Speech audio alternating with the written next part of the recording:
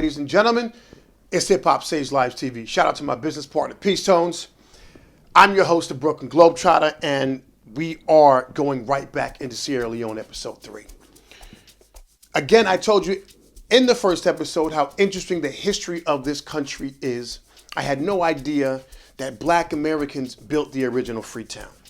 Okay, here's the story as I told you. Nova Scotia was where they called them Black Loyalists. Slaves that escaped slavery in the United States met up with the British Army, fought for the British, and were promised freedom and land in Nova Scotia. Got their freedom, never got their land. We're in Nova Scotia for like 4 years, freezing in the cold, never got their land. A guy named Thomas Peters, he's the hero. Thomas Peters fundraised in that community of the Black Loyalists to get on a ship, sail to London, England, and confront the British government. Where is our land? We fought for you in the Revolutionary War. They introduced him to a company called the Sierra Leone Company.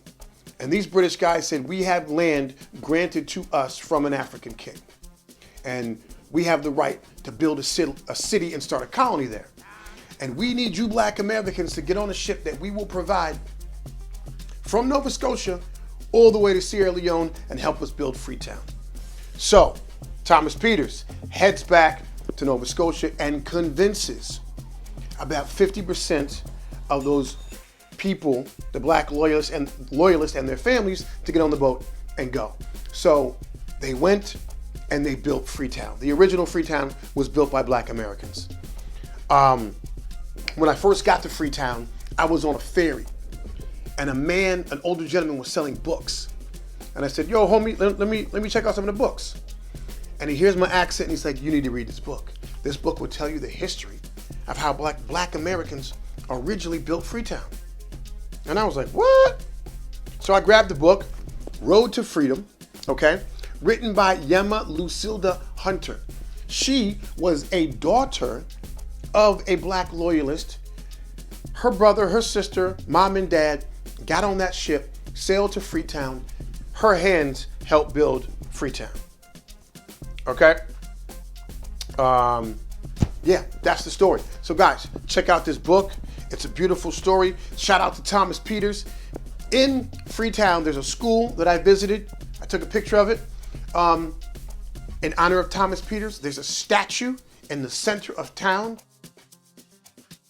So, go check out this book, Road to Freedom, beautiful Black American history. Shout out to my man Dio in Canada, who's a ferocious MC, works with the babies, touring all over Canada, educating the kids.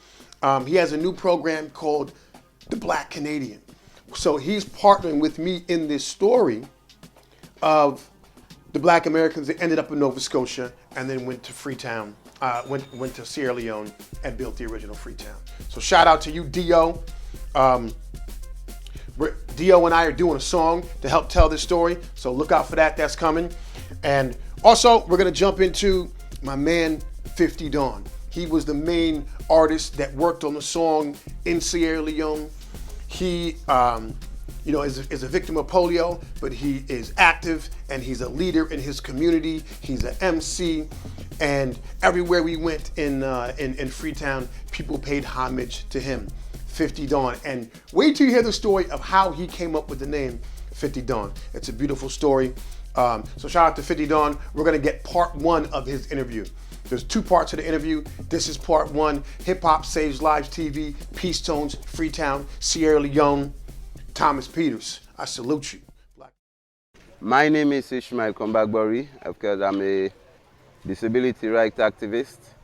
I'm a musician, a songwriter, and a stage performing artist. And my stage name is 50 Don, the Last Don.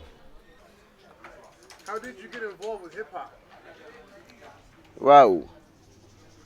I got involved into hip hop because I learned that hip hop music is a way of communicating, passing on information to the nation, to the public, you know.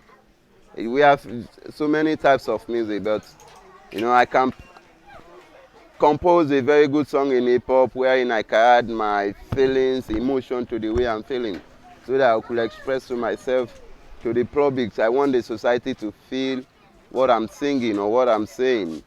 So that is why I decided to do hip hop music. I like to challenge issues. I like doing what able people are doing. So as a result, they started calling me 50-50. 50-50. And I said to myself, no, it's 50-50. Able and disabled, there should be equal rights and opportunity for all of us. But I decided to call myself 50 Don because I feel I can deliver more.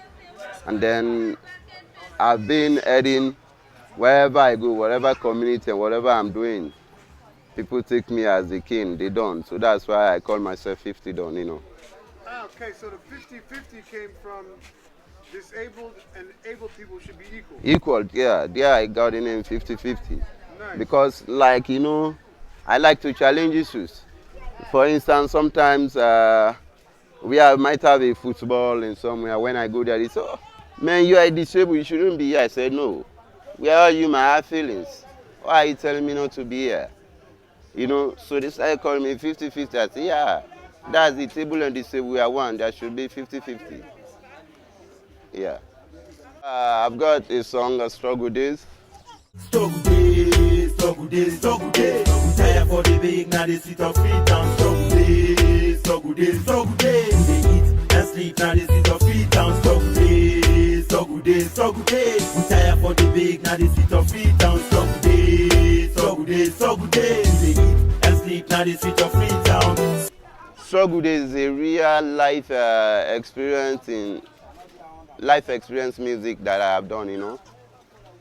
When I came to the city of Freetown, I went to the length and breadth of Freetown from east to west, looking at the situation, the way my colleague disabled people are living. You know, it's not easy. Some sleep on the streets, some beg on the streets, you know, do things on the street, everything. They don't have, even sometimes when they are sick, they don't have place to lay their heads, you know. They went to the hospital, but sometimes they get less attention from the medical staff. And then I said to myself, no, this should not be working. So there I decided to compose the song Struggle Days together with 3 other guys who are disabled people. We are all together doing music too. This situation, disability is not an inability. There is ability in disability. Who no give a chance, they could show ability. For them, I tell yourself, pass Ebola, Ebola can still, meet man Ebola, it's not like.